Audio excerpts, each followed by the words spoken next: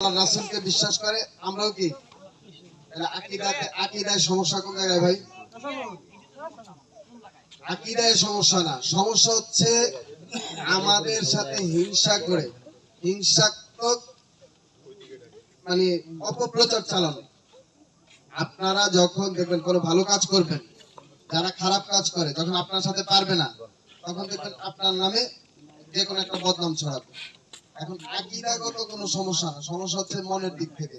আমি আপনাকে মানতে পারছি না, এই কারণে আকীদা নিয়ে কোনো কথা কেউ বললে আপনারা ডাইরেক্ট প্রশ্ন করবেন, আকীদা অর্থ কি? তুমি আল্লাহরে মানো, আমরা কি আল্লাহরে মানি না? এভাবে প্রশ্ন করবেন, দেখবেন তার প্রশ্ন বন্ধ হয়ে যাবে। বুঝতে পারছি আমরা? আমরা সবাই এই জিনিসটা মাথায় রাখবো। আকীদা অর্থ বিশ্বাস। আমরা আল্লাহকে বিশ্বাস করি, আল্লাহ কোরআনকে বিশ্বাস করি, আল্লাহ কোরআন এর আইন প্রতিষ্ঠা করার লক্ষ্যে আমরা কাজ করে যাচ্ছি। তাহলে আকীদার সমস্যাটা কোথায়?